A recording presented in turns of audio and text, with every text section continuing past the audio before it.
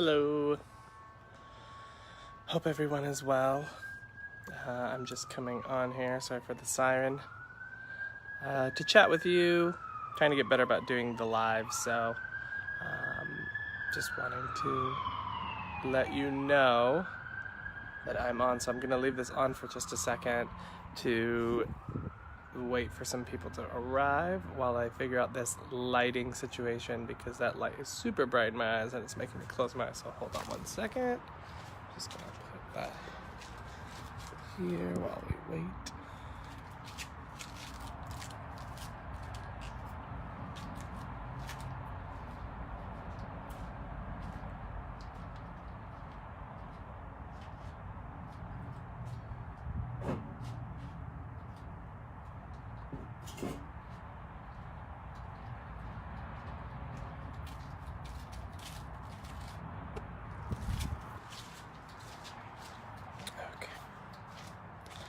Let's try that. Much better. All right. Okie dokie. So, hi everyone. I am coming on here because I wanted to talk to you about a few things today. One of which being today is the birthday of Spiritualism. You may or may not have known that. On March 31st, 1848, in Hydesville, New York. Hydesville, I believe. That was the first time that they had spirit knockings on the wall.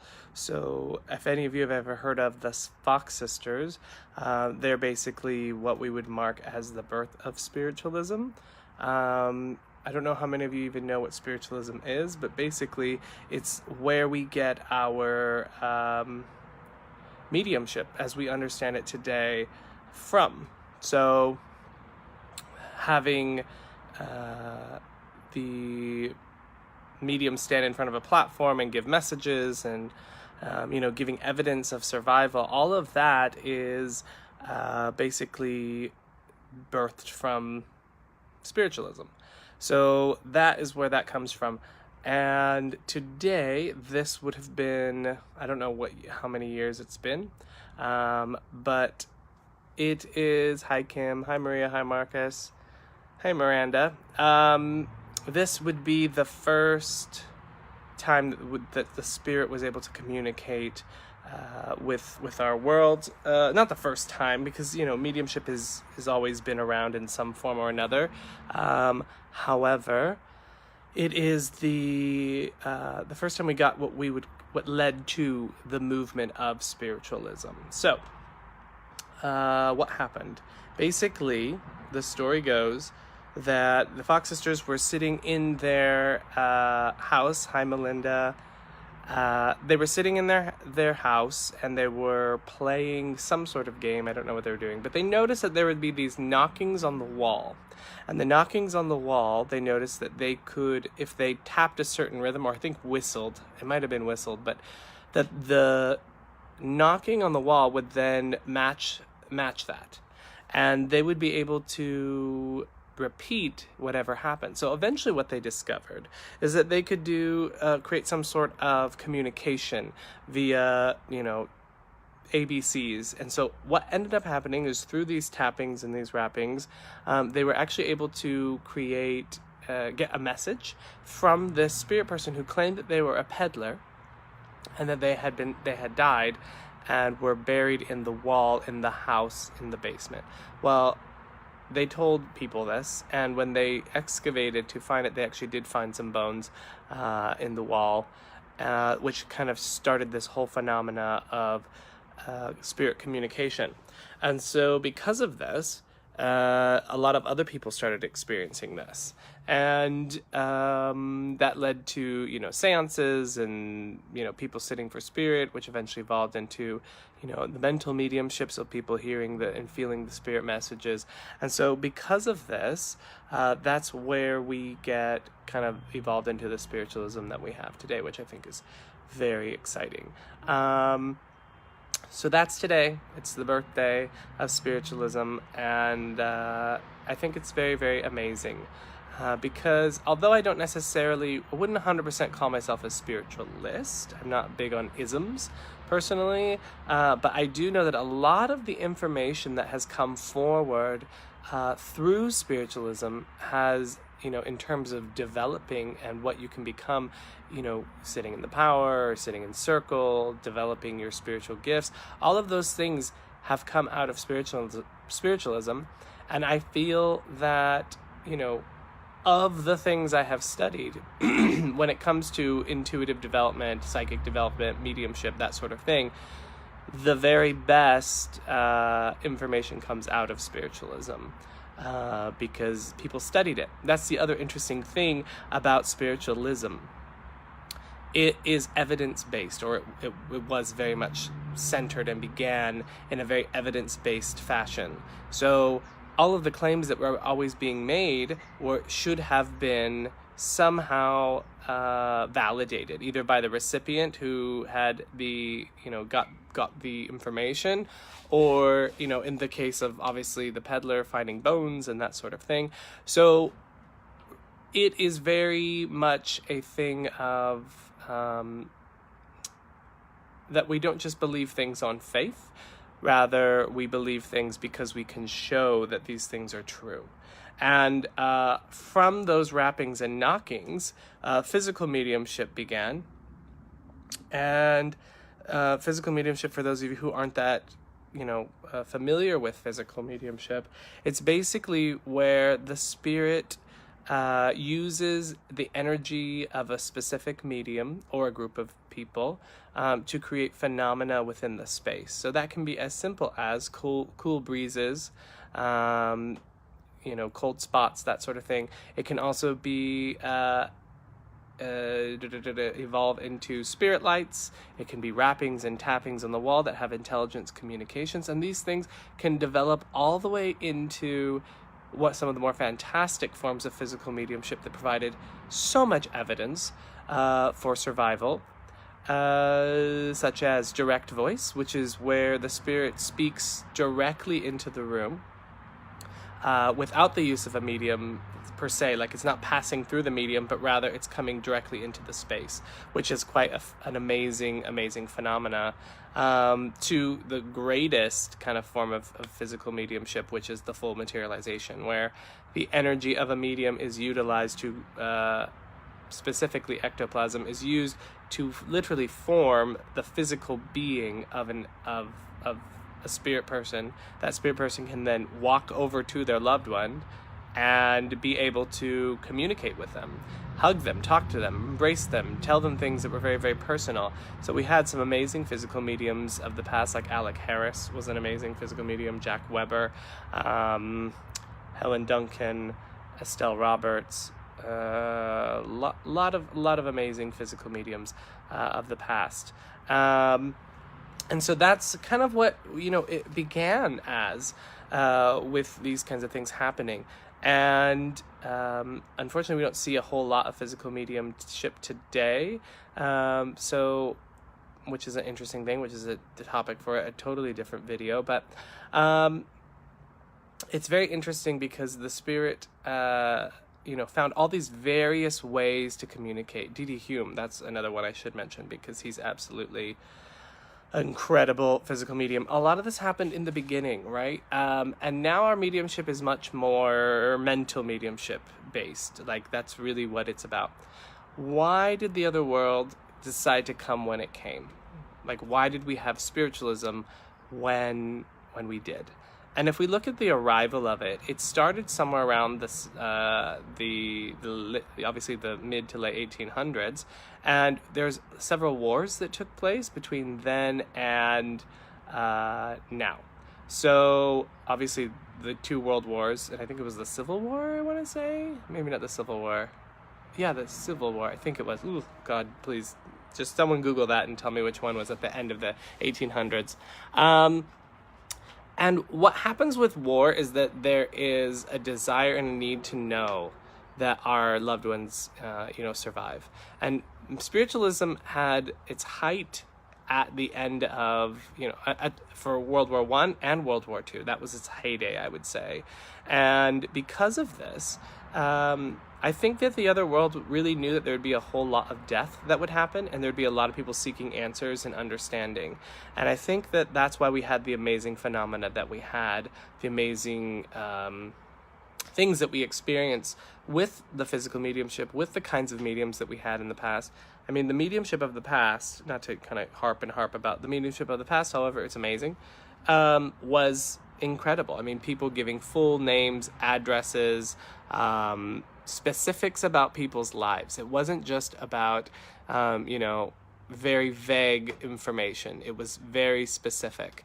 I have your uncle, Josh here, and Josh's brother was named Thomas, and Josh and Thomas used to go and work at their, wood carving place, and they would get drunk, and Thomas would have to hide in Josh's office. Do you know what I mean? It's that kind of specific things, and then the recipient would be like, yes, that's 100% accurate. They would give addresses. They'd give full addresses. I know Albert Best was an amazing medium. He was a mailman, and so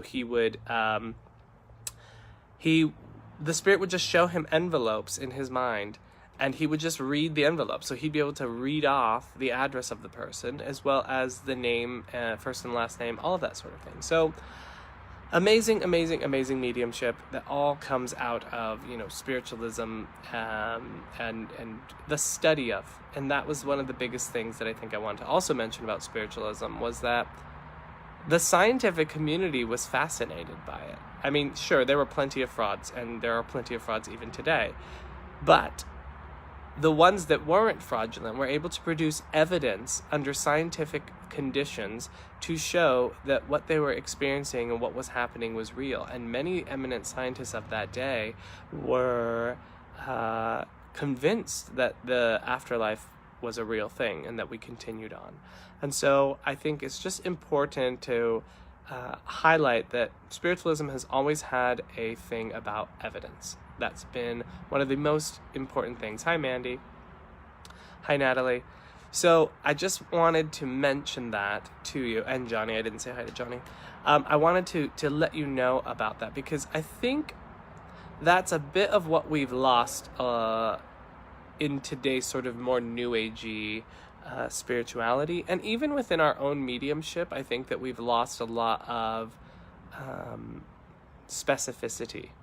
Because, back in the day, people would work with, basically you would start to see the development of a medium, and you'd be like, oh wow, that medium has great potential. And then people would sit for that medium's development. And so because of that, we had certain mediums that were developed to such a great degree because they were so fascinated and amazed by what these mediums could achieve, that everyone that was around them was like, yes, let's support that one because we want that one to be great. And then that's what would happen. That medium would become amazing. I think nowadays everyone wants to be the medium. I also think, though, as I say that there is a value in, now everyone's sort of having their own connection to the other world. So I'm not knocking, everyone trying their mediumistic awareness and seeing what they can achieve, but I'm just highlighting what some of the differences were from the past and how they developed. The other thing I would say, too, is that they really had a thing. I mean, obviously there wasn't Facebook, there wasn't social media, there wasn't all these things that were distracting people. They actually got to get together in love, harmony, and friendship in their own home circles. This was like their social event. This is like going out for them, and so they would get together and they would all sing songs and sit around together and sit in the power.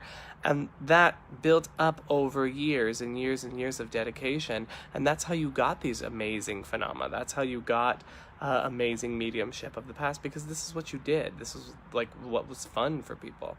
So I think that's another area, because everyone's in such a rush to develop. Everyone really wants to become the medium. Everyone wants to do this very, very quickly. And the reality is you can't take a weekend workshop and then go get a business card and be like, yay, I got certified by this kind of group or program, and it says now that I can do mediumship. Mediumship is a lifelong journey. It's something that is developed over time. It is something that is a journey. It's a practice. It's not just, the act of communicating with the other world. It's not just that. It's literally a development of spiritualizing yourself. And as you spiritualize yourself, mediumship is actually just a byproduct of that. So it's taking what it's turning this concept that, the message is really the key point, because it's not. It's an amazing aspect of, working with the other world, that you can even, get accurate information. But it isn't the end all be all. It isn't the point, I don't think, either of mediumship. I think it is to show us that there is more, which I think is the main evidence. But I think it's also to help us understand our own spiritual nature and what that is. And so I think I remember hearing one of the tutors, I think at Arthur Findlay College, once said to me, or said to the group, that the phenomena of mediumship was a byproduct of seeking God. And I think that's a really, really key thing. And, you can use whatever word you want for God. You can call it the universe, whatever you're comfortable with. Source, I like to use Great Spirit personally. But I think that's really such an important thing to remember, that those with devotion, those that are genuinely seeking, are the ones that will eventually find.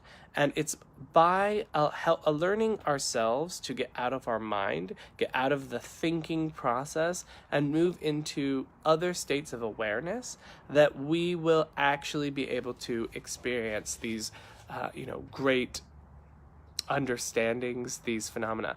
I mean, I know Eileen, my teacher, she oftentimes says, there is more phenomena in the whole of Catholicism than in the whole of spiritualism, which, spiritualism is built off the back of phenomena.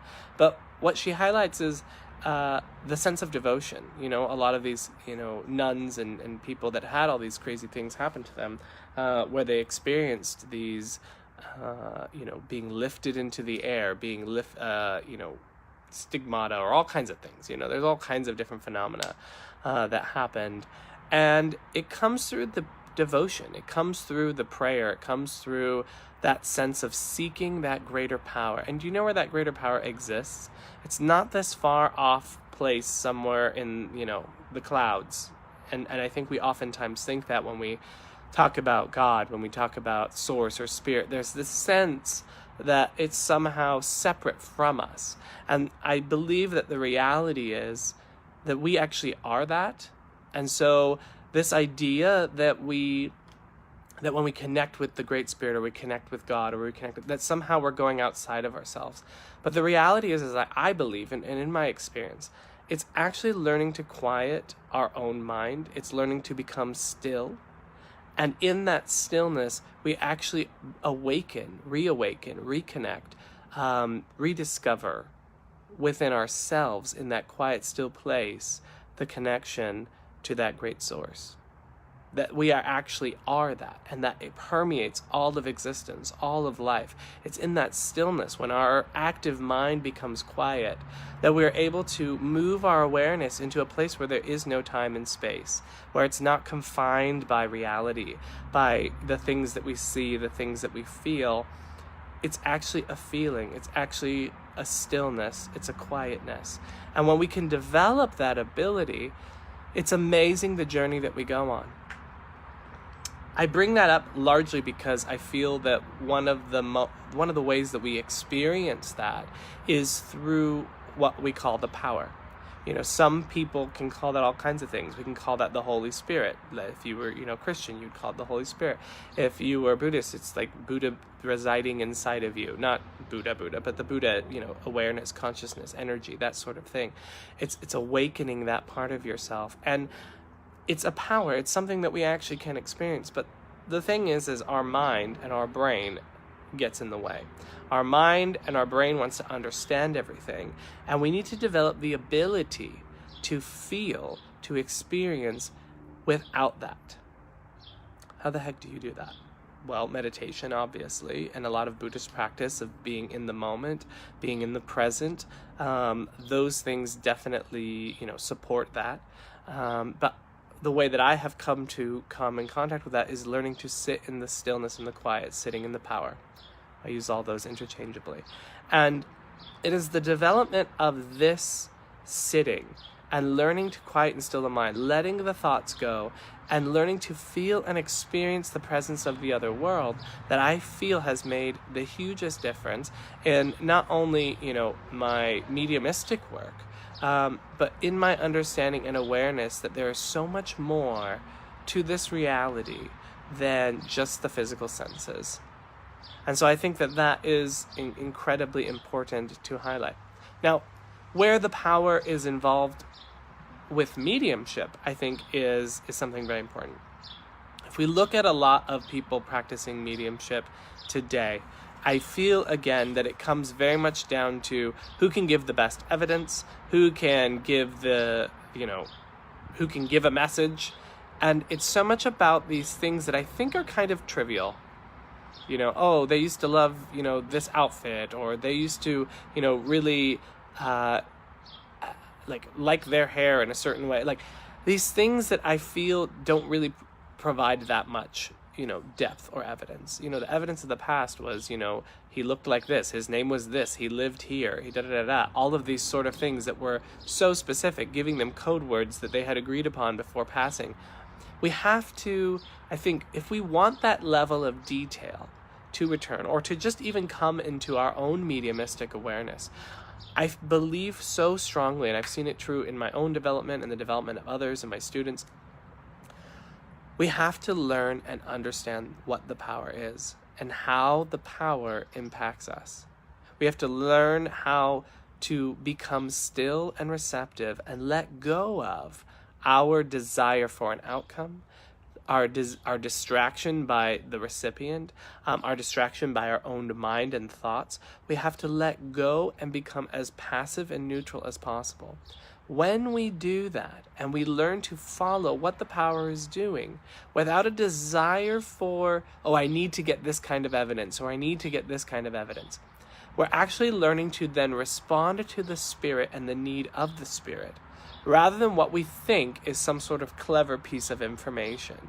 And I think this is such a key thing that needs to be reworked into the training that people have in today's modern, training with mediumship. In the past, what they did is they would just sit in circle for, an hour or whatever with their friends. And they would allow themselves to enter into the power together. And in this harmony and in this love, they would just sit. No one was trying to get a message. No one was trying to do anything. But at the end of that sitting, they would then say, okay, what did people experience? And some people may have experienced something. Perhaps they experienced nothing at all. But what they did experience was the power and the presence of the other world. And that is the key.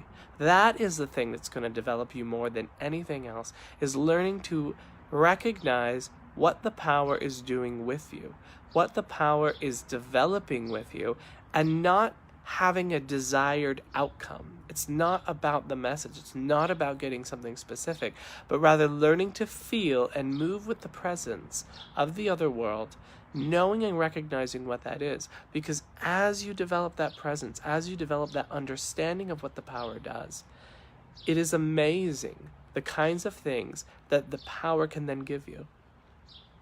The power is an intelligence. It's not just this made-up thing that we're just sort of like, ooh, I can feel that. Like, it's not that. It's something that can actually be experienced as something that's actually can be understood, or how it relates to you. It's actually quite a magical thing. And through this understanding, through working to understand the power rather than to make a connection with a loved one, you will find that your mediumistic sense of awareness is going to evolve, is going to give you the specifics that you're hoping for.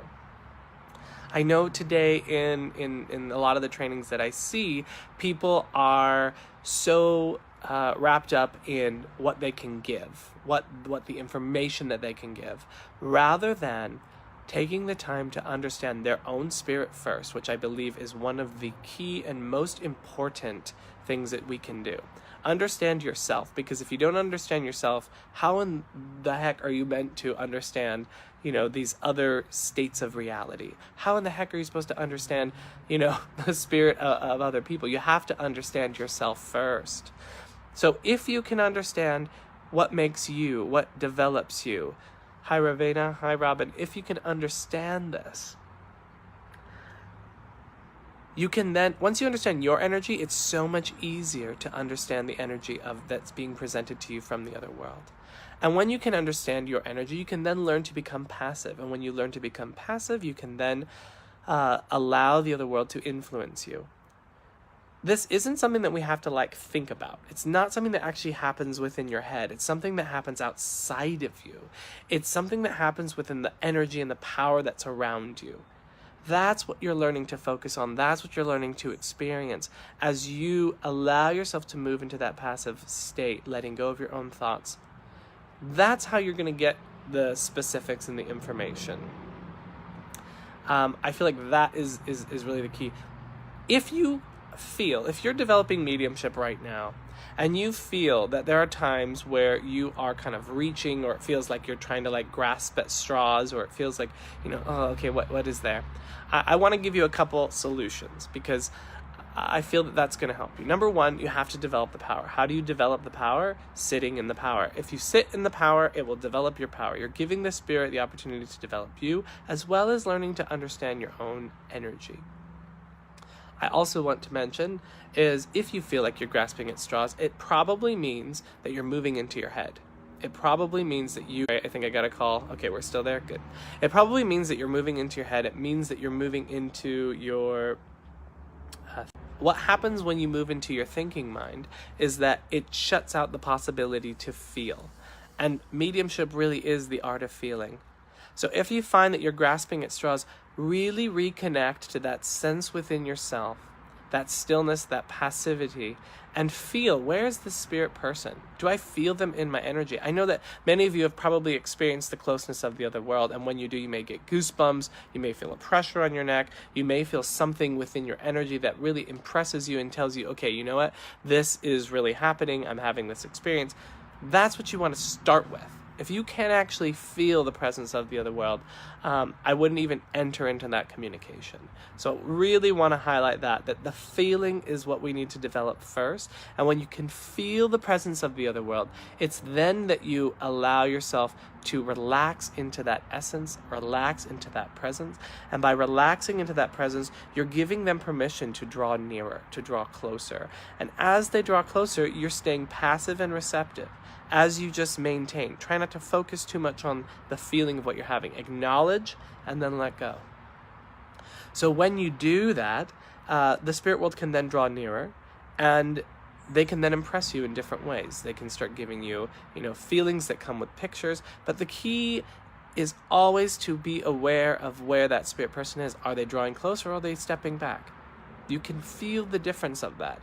If you can't feel the difference of that, you need to develop the ability to do that first. Because if you're giving out information that isn't supported by the experience of the presence, then you're just grasping at straws, and it will often feel choppy. It'll often feel like, I feel like I'm having to work for this. I've heard people say, I get so tired after I give a message. And I'm like, I never experienced that. The only time one experiences that is if they're thinking their way through, if they're trying.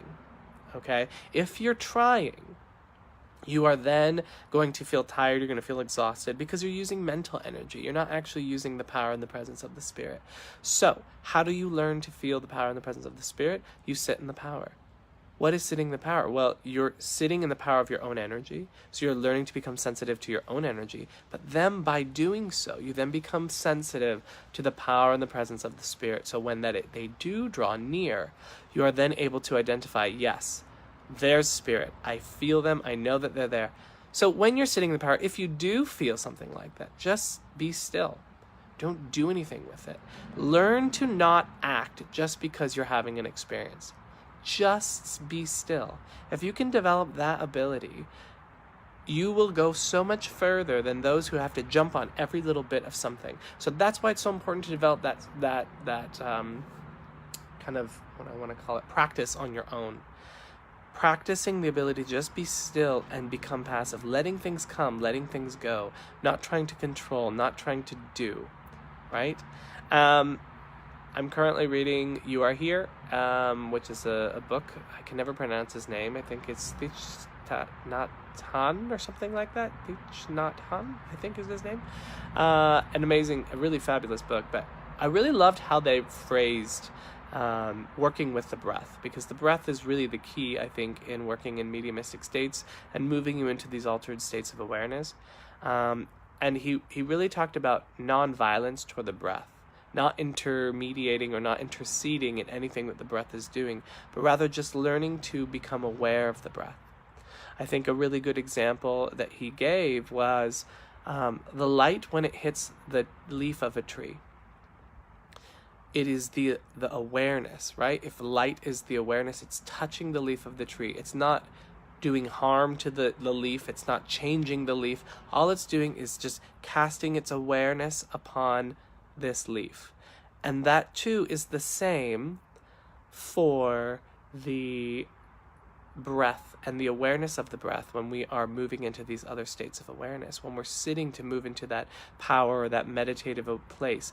It's about just gently bringing your awareness to the breath and letting that peaceful feeling, letting that peace upon the breath take you into these altered states of awareness. And I think that's one of the biggest keys when it comes to moving into these states. It's so much about allowing yourself to not do something, to not change, to not intercede. It's about observing and letting go. It's about, I experience something, I let it go. This thought comes, I let it go. Everything is about experience and letting go. And what you will find is even in your messages in mediumship, it's the same process. So really, you're doing all kinds of different things to develop your mediumship just by sitting in the power. When you may think, oh, I'm not really doing much. But the reality is one, you're training your brain. You're learning to teach your brain to not be distracted by other things, and you're learning to develop the passivity that our modern world does not develop. You always must do, you always must act. You can't miss this, you can't miss that. Those kinds of things are going to inhibit the power. It's going to inhibit the ability to be passive. The moment you're having your thoughts and you're thinking and you're doing all that things, you're diminishing that passivity, and so therefore the other world doesn't have as much space to work. So, the power also is making you sensitive, and so as you're becoming sensitive, you're then able to discernment. Because I get that question all the time: how do I tell if this is me or if this is the other world?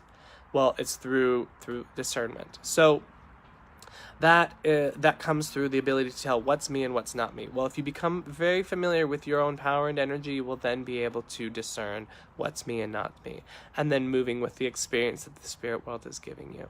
So I just feel that it's super important to bring our awareness away from what we may feel the end goal is, and bring our awareness now to developing our own ability to experience, know, what the power is, what the spirit is, and how the power and the spirit interact with us. That, I think, is key. Do that, and you will see your mediumship go way further than any exercise you can do in a class. Any kind of tip or trick. There are no tips and tricks when it comes to mediumship. Let the spirit world teach you, and they will. But you got to get out of the way. You got to let go of what you want, of this outcome. Just move into that passiveness. Okay? So that is what I wanted to share today. I just kind of let the other world sort of influence me in that time, and just blah, blah, blah, and just let it all come out. Any questions? Because I got a lot of people that are here right now. Any questions about mediumship? Anything that was discussed today? Anything that you particularly liked? Yeah, I'm gonna let you guys ask anything that you're interested in knowing. Thank you. So many people joined in today. That was really, really cool. I really appreciate you tuning in and just hearing me kind of just go on a roll about what I think about mediumship. I was very inspired to see, other people working. So I think that, this is something that needs to be, brought out into the world. So any questions, thoughts, comments, opinions, feelings, anything else you'd want to know about in the next sort of, what do you call this, a live? I'm so bad at social media. So Miranda asks, why is the power so important when it comes to developing? I think I kind of went over that just now, but basically the key here is if you develop your understanding of the power, you can then get information that you probably are wanting to get. And so, specifics and details, because when you develop the power, you're then learning to listen to the spirit world rather than what you think is needed for this person in front of you. The development of being able to follow the spirit and letting the spirit lead, the communication, rather than saying, I need to know how you died, when you died, what's your gender, like creating this list of information that you need to know. If you instead develop the ability to move with the power, it will inform all of the information you would like, as well as the information that is needed for the sitter. You don't know what's needed. Maybe the sitter doesn't even want to know about how the person died because they already know, and it's upsetting for them to relive that. But rather, they have a special nickname, or they have some sort of special memory or experience that they want to share because that's what the spirit world wants to tell the other person. Maybe that's the thing that the person's waiting for. There's people who you can give an amazing communication and all kinds of evidence, but they're waiting for this one thing, like this special word or whatever. Who knows? It can be as simple as anything, literally.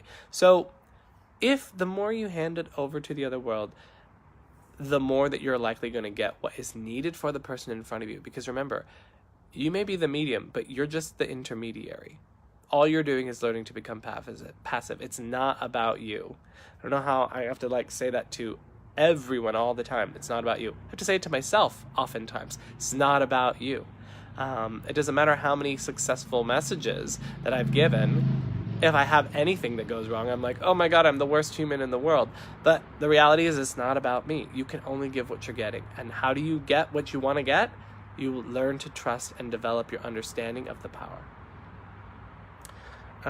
So hopefully that answers your question. How do you overcome people's judgment around working with spirit? What other, like RuPaul says, what other people think of you is none of your business. And I think that that's really a big one, because really what should happen even before a medium is stepping out into the world and going on a platform or working with the public is they should spend the time and effort to develop their understanding of the power first. When they develop that understanding of the power, they are developing their spiritual awareness. They're developing their spiritual, attunement to the other world. And you can't really judge what someone's going through. You can't really judge their experience of what they're experiencing. But one of the interesting things is I have always found that those who have developed their understanding of the power and their connection to that and make that a practice within their life, there's nothing you can really judge because they're freaking doing amazing out there. Do you know what I mean? And so it feels to me very much that if you remember that in mediumship, it's not about you, and you can put aside your desire for it to look or be like something, and you can put aside your distraction because, just thinking, oh, they're going to judge me or whatever, that's actually coming from your distraction. So the two things you have to get rid of in mediumship to do well is desire and distraction. So you have to let go of the desire for a specific outcome, and you have to let go of the distraction of the judgments of others, of the sitter sitting in front of you, of everything. You have to let go of what it is that you think is going on. When you're working, it's about the other world. Put that 90% of your attention on the other world and just 10% on that person that's in front of you. If you can do that, it's so much easier to kind of forget about what other things are there, if that makes sense, the thoughts and the things. Let me just see here. So hopefully that answered your question, Johnny. The mean is passive, the spirit team. Yep, absolutely. Marcus. That's very true, especially with, well, and you know, that's actually true. Marcus said that's especially important with physical mediumship development. The medium is passive, the spirit team are the backbone. And the reality is that's true for, you know, all forms of mediumship. I mean, we are passive. Even in mental mediumship, you're passive. It's an active-passive process. So you're active because you're communicating the information, but really you're staying passive back here, experiencing at the exact same time. So it's super important, regardless of which kind, whether you're doing trance, which is passive-passive, or you're doing physical mediumship, which is definitely passive-passive because you're letting go. It's the altered states, and you're in a deep state of trance. You always have to develop the passivity. So work on that, because I can promise you, your brains are already wired to, develop the active part. Your brain already is active. It's going to always freaking be active. Let's see. Yes, your conviction, and your conviction grows stronger when you are solid in your own understanding. Absolutely. So Johnny mentioned that, and that is 100% true. The more that you have a personal understanding of your connection with the other world, the stronger confidence that you have. And so if you're not feeling confidence, develop your ability to feel the power, develop your spirituality. That's going to help you. Truth, people. Yep, absolutely. Perfect. So I think that's it. I don't know what time it is. So, but I do have to do a bunch of things today. So, what was I going to say? So I'm going to be doing a meditation CD that's going to be coming out soon. I think I'm recording it on Tuesday, so that'll be on my website, and you guys will be able to download that. And that will have Sitting in the Power. So, there'll be different lengths so that if you only have a little bit of time, you can do that. If you have a lot of time, there'll be, ones that are that length. So something to kind of look into and enjoy if you'd like to. There's going to be, connecting with your guides and connecting with the healing power and all kinds of things. So that will be cool, so keep an eye out for that. Again, Eileen Davies is coming. I keep telling you that. It's kind of like winter is coming. But Eileen is coming, and I really hope that you will join us for either her demonstration with James Van Praagh on the 24th. Information on James Van Pragh's website, or if you want to develop your mediumship with Eileen, who is my teacher, who I've traveled multiple times a year to the UK just to work with, you can work with her here in Spirit, here in Mission Viejo, and that's the 26th and 27th and 28th of April. And then she'll do a demonstration by herself on the, the 29th. So definitely, if you can see Eileen, please, if you want to see the height of mediumship and what it looks like to see an amazing medium provide the kind of evidence that I've been talking about, Eileen is very much like that classic kind of mediumship from the past, where she brings through amazing evidence. So I would highly recommend that. So do that. Is there anything else I need to... Hello, fly. Please don't come on me. Yeah, I don't remember because the fly distracted me, but there you go. So that's pretty much it. This video definitely had a wealth of knowledge. I know that because I just kind of started following what the power was giving me. So I hope that you... All right, this fly is gonna... Whatever, I'm hanging out with the fly. So I'm gonna go. I have to go. But please re-listen to this if you'd like. Please share it with anyone you think would also appreciate it. And, like my Facebook page so you know when I'm doing these. I'm doing them every Sunday for sure. I may do extra ones, but for sure Sundays at 1 o'clock. So join me again. I appreciate your time, and I hope you all have an amazing day. And sit in the power. Love you lots. Bye.